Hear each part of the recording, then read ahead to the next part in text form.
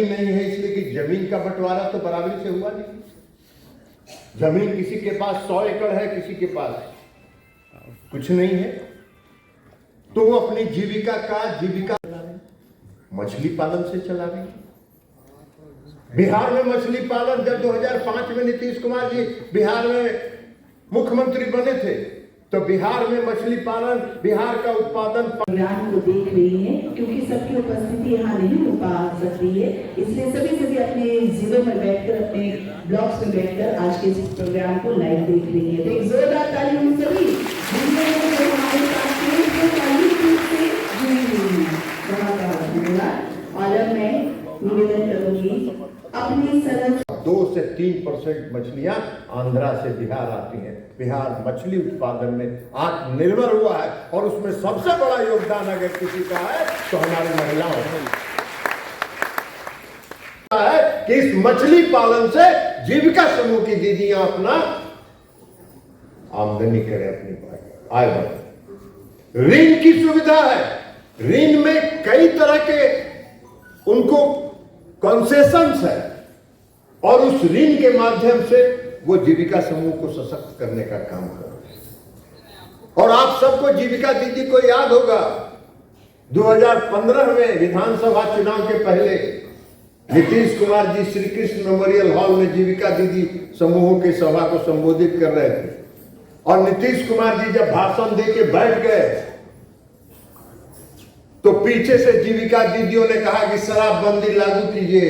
नीतीश कुमार जी वहां से उठ के आए और उन्होंने कहा कि इस बार अगर हमको आशीर्वाद आपका मिलेगा तो हम बिहार में शराबबंदी लागू करेंगे, और लागू करने का काम।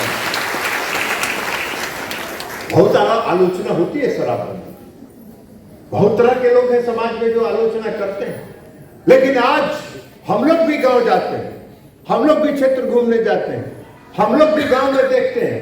जब शराबबंदी नहीं था तो शाम में जब 5 बजे गांव में जाते थे तो गांव के चौराहा पर जो 10, 15, 20 नौजवान खड़े रहते थे, मस्त रहते थे, पूरा मस्त रहते थे। और मस्त रहते थे, हम लोग का गाड़ी देख के वहीं से कहते थे कि नेताजी चुनाव आग लेगी। ये था माहौल। गांव में महिलाएं घर से निकलना नहीं चाहती थी। शाम के बाद लोग जो पैसे कमाते थे, गरीब लोग 500 रुपया कमाते थे, और 500 रुपया कमाते थे, 300 रुपया का शराब पी के घर में चले आते थे। घर में महिलाओं के साथ अत्याचार होता था। आज सब शांत। आज वही क्षेत्र हम लोग जाते हैं, 9 बजे रात में भी जाते हैं, वही लड़का सब खड़ा रहता है, जी प्रणाम, हमने ही स्वागत में खड़ा। ये परिवर्तन हुआ। ये शराबबंदी लागू हुआ। कई तरह का दबाव देते रहते हैं। नीतीश कुमार जी ने कहा कि हमने महिलाओं के आग्रह पर बिहार में शराबबंदी लागू किया है, हम अपने रहते कभी शराबबंदी को हटने नहीं देंगे, ना हटाने का काम करेंगे। और इसलिए जिला जिला में जाके उन्होंने जीविका दीदियों से पूछा, जीविका दीदियों का जो अनुभव उन्होंने सुना, जो जीविका समूह की हमारी दीदियां हैं उनको बोलने का अवसर मिला नीतीश कुमार जी, और उन जीविका दीदियों ने अपना अनुभव बताया कि आपका शराबबंदी लागू होने के पहले मेरी क्या स्थिति थी और शराबबंदी के बाद मेरी क्या स्थिति। तो ये बिहार में महिला सशक्तिकरण की दिशा में कार्रवाई हुई। अब महिलाएं अगर पढ़ रही हैं, अगर बच्चियां स्कूल जा रही हैं, और बच्चियां अगर पढ़ रही हैं, तो उनको नौकरी भी मिलना चाहिए कि नहीं मिलना चाहिए? नौकरी मिलना चाहिए ना, तो नौकरी मिलना चाहिए। नीतीश कुमार जी ने 2013 में बिहार पुलिस सेवा में 35% का आरक्षण महिलाओं को दिया। 35% का आरक्षण। आज बिहार में 30 लाख से ज्यादा महिलाएं बिहार पुलिस सेवा में हैं। नीतीश कुमार जी ने बगहा में बनाया, महिला स्वाभिमान बटालियन बनाया, बीएमपी का, बिहार मिलिट्री पुलिस का, और उसमें महिलाएं वहां हैं। 15 में जाके उन्होंने बिहार के सभी सरकारी नौकरियों में, बिहार के हर तरह के सरकारी नौकरी में, चाहे वो डीएसपी का हो, चाहे वो एसडीओ का हो, चाहे डिप्टी कलेक्टर का हो, चाहे सीओ का हो, चाहे बीडीओ का हो, ऊपर से लेके नीचे तक बिहार में जितनी सरकारी नौकरियां हैं उसमें 35% का आरक्षण उन्होंने महिलाओं को देने का काम किया और आज बड़ी संख्या में महिलाएं आ रही हैं। और इसलिए हम लोग का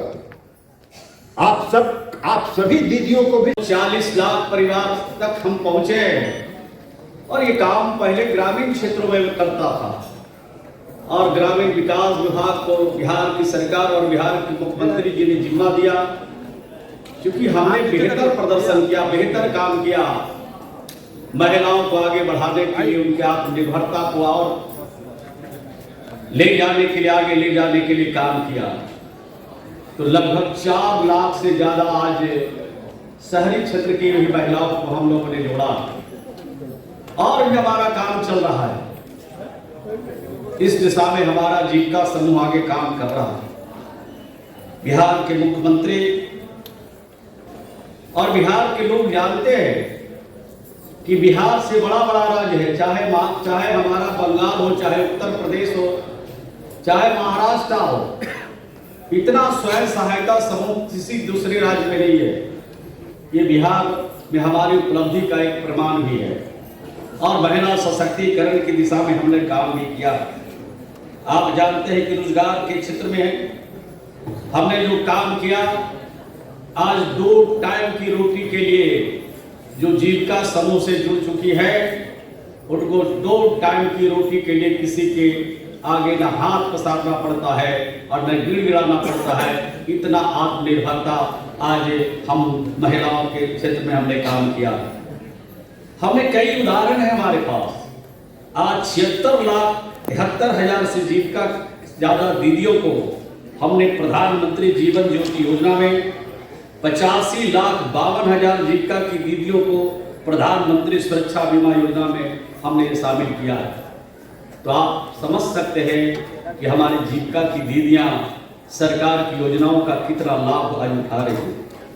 हमने सिर्फ यही पर पूर्ण विराम नहीं किया, हमने जीविका की दीदियों को आत्मनिर्भर कैसे और बढ़ा सके, हमने रूरल मार्ट भी बनाया बिहार में।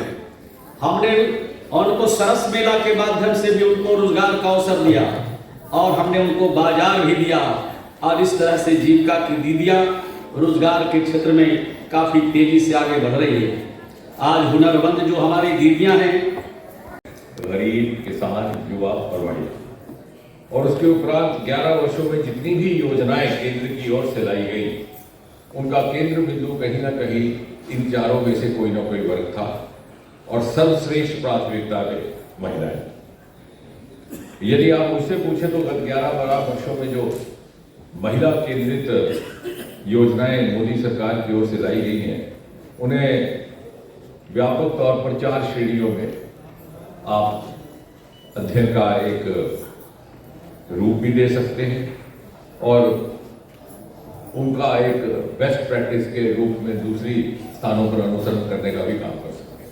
पहला था कि सरकारी नौकरियों में और शिक्षा संस्थानों में जो अवसर पहले शायद महिलाओं को या बालिकाओं को उपलब्ध नहीं थे, वो करवाए गए। और ये तभी संभव हुआ कि मोदी जी में इतनी क्षमता है, इतनी निष्ठा है कि वो बीते जमाने की बहुत सारी परंपराओं को तोड़ सकते हैं जमाने के तकाजे के मुताबिक। उदाहरण के तौर पर सैनिक स्कूल में पहली बार बालिकाओं को दाखिला देने का प्रावधान लाया गया। एनडीए में उनको प्रवेश करने की विशेष सुविधा दी गई और अभी हाल ही में पिछले साल कम्बैट असाइनमेंट्स, यानी जो फौज में लड़ाई का काम करना होता है फ्रंट में जाके, उसका भी प्रावधान महिलाओं के लिए उपलब्ध करवाया गया, जो पहले नहीं था। और पिछले ही दिनों 4-5 दिन पहले एक समाचार पत्र में मैं पढ़ रहा था कि वो दिन दूर नहीं जब भारत को पहला महिला chief of the army staff मिलेगा। तो ये जो 360 का बदलाव आया है, ये मोदी जी की दूरंदेशी और निष्ठा के कारण। और इसी प्रकार अगर अफसरों की बात करें, जिन विभागों से मेरा संबंध है साइंस टेक्नोलॉजी के साथ, जिसको पहले कभी प्राथमिकता नहीं दी जाती थी इस देश में, तो गत 11 वर्षों में एक वो ऐसी स्कीम है। हमारी एक स्कीम है वाइज, जिसे कहते हैं women in science and technology. School बच्चियों के लिए विज्ञान ज्योति, इसी प्रकार एक गति नाम की स्कीम लाई गई, gender advancement for transfer of institutions. और इस तरह से अनेकों स्कीम हैं। उनमें से एक बड़ी महत्वपूर्ण स्कीम है जिसको हम बिहार में भी जल्दी ही उसको लागू करने का योजना बना रहे हैं, वो है क्यूरी स्कीम। यानी जो महिला कॉलेजेस है, और बिहार का पटना वुमेन कॉलेज तो बड़ा विख्यात भी और बड़ा पुराना भी है, उनको अपना करके उन्हें विशेष प्राथमिकता देनी, विशेष ध्यान देना और विज्ञान नवाचार की दृष्टि से उनका सहयोग करना, आर्थिक भी और तकनीकी भी। अभी तक हमने 25 इस तरह के वुमेन कॉलेज देश भर में अपनाए हैं और जल्दी हम इस कॉलेज में भी उसी प्रकार का कार्यक्रम योजना शुरू करेंगे।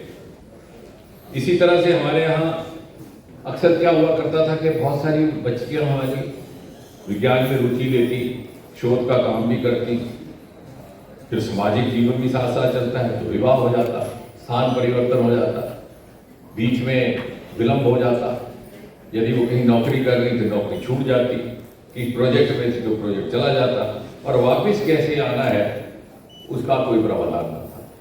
तो हमने वो मिड करियर स्कीम भी इसी सरकार ने लाई, जिसे हमने कहा वुमेन साइंटिस्ट स्कीम, के 3-4 भाग है और जिसमें 27 बरस से लेकर के 57 बरस की आयु में आपको पुनः उसी विभाग में, उसी प्रोजेक्ट में प्रवेश करने की संभावनाएं रहेगी। ये बात इसलिए कह रहा हूँ कि शायद बहुत सारे लोगों के ध्यान में ना हो, लेकिन ये प्रावधान अभी हमें उपलब्ध करवा दिए गए। मोदी सरकार की जो दूसरी श्रेणी की योजनाएं रही वो रही महिला केंद्रित उत्थान की योजना, और जिसका जिक्र भी माननीय ललन सिंह जी ने भी किया, श्रवण जी ने भी किया। उसमें उज्ज्वला योजना रही, उसमें प्रधानमंत्री विश्वकर्मा योजना, जिसमें लगभग 3 करोड़ 2 करोड़ 71 लाख याचिकाएं अभी तक मौसूल हो चुकी हैं। और सबसे महत्वपूर्ण प्रधानमंत्री मुद्रा योजना, जिसमें बिना किसी मॉर्टगेज के, बिना किसी चीज को गिरवी रखे आपको कर्ज दिया जाता है। और महत्वपूर्ण इसलिए कि 60% से अधिक लाभार्थी उसकी युवतियां, महिलाएं हैं। आप बताइए कि आज जितनी योजना आई है, लोग कहते हैं गरीबी रेखा से प्रधानमंत्री कहां निकाल दिए, गरीब तो है ही। गरीबी रेखा से इसलिए निकल गए कि पहले मट्टी का मकान था, ये पैरामीटर में था, पक्का का मकान हो गया। 60 लाख बिहार में बना है और 10 प्लस में है इंदिरा आवास 70 लाख, और भी उसके पहले बना। तो ये 80 लाख 70 लाख घर बना, किसको मिला? गरीब को ही मिला ना, हो या नहीं बोलते जाइए। और दूसरा, इस पीड़ा को किसने समझा? जब हमारी बहन, जब गाड़ियां चलती थी शहर में, रात को किसी गांव में जाते थे, कहीं भी जा रहे हैं तो सड़क के किनारे लाइट पड़ने के बाद हमारी बहन अपनी प्रतिष्ठा, इज्जत को बचाने के लिए खड़ी हो जाती थी, हम लोगों का सर नीचे हो जाता था। ये सही है कि गलत?